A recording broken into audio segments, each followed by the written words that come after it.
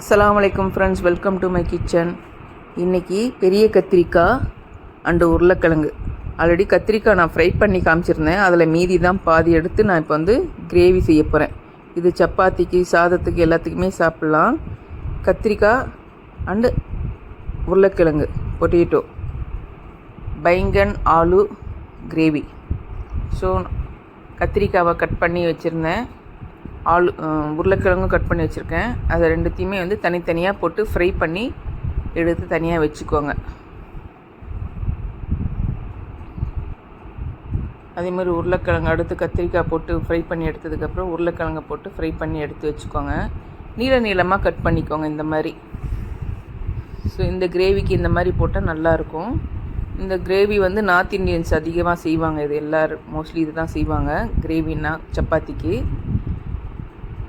So இது தனியாக fry பண்ணி எடுத்து வச்சுருக்கேன். அதே எண்ணெயில் இன்னும் கொஞ்சம் எண்ணெய் ஊற்றிட்டு ஒரு 1/4 டீஸ்பூன் ஜீரகம் போட்டிருக்கேன்.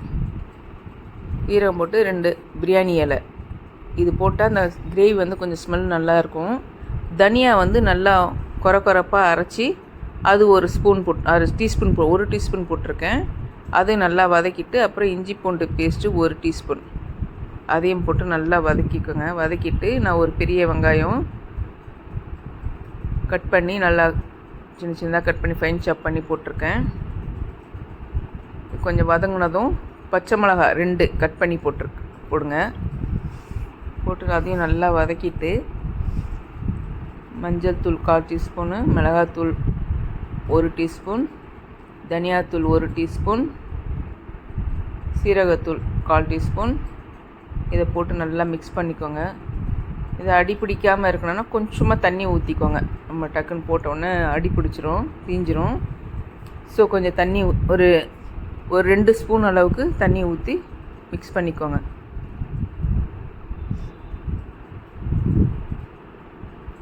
நல்லா மிக்ஸ் ஆகிடுச்சு. இந்த கிரேவி நல்லா இருக்குங்க. கத்திரிக்காய் பெரிய கத்திரிக்காய் நம்ம எந்த செஞ்சாலும் நல்லா இருக்காதுன்னு சொல்லியா, இதை நீங்கள் வதக்கிட்டு செய்கிறதுனால ஓரளவுக்கு அந்த மசாலாலாம் உள்ளே போயிட்டு நல்லா டேஸ்ட்டு கொடுக்கும்.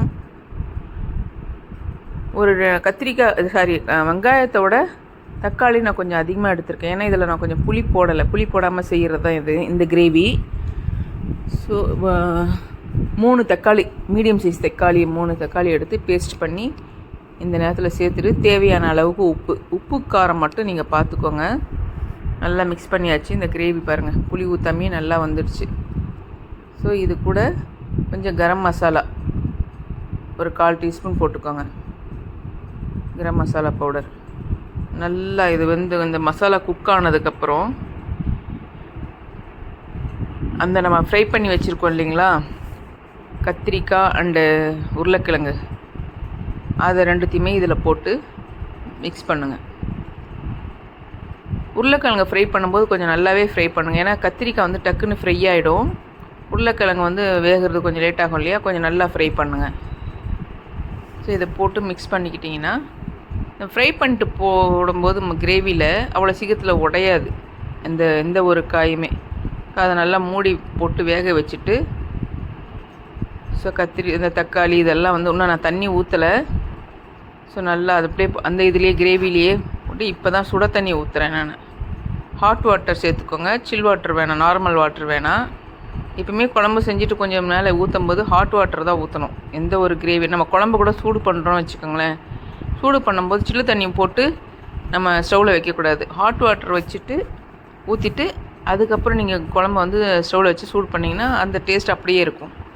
ஸோ பாருங்கள், நல்லா கிரேவியும் நல்லா தண்ணி ஊற்றுனதுக்கப்புறமும் நல்லா வத்திடுச்சு. நான் மூடி போட்டு தான் வேக வச்சுருக்கேன். ஏன்னா உருளைக்கிழங்கு வேகணும் இல்லைங்களா, இன்னும் நல்லா வந்துடுச்சு. நான் இதுக்காக காஞ்ச மிளகாய் போட்டிருக்கேன். அந்த காரத்துக்காக காஞ்ச மிளகாய் போட்டுட்டு இதை கொத்தமல்லி கட் பண்ணி அதையும் சேர்த்துருக்கேன்.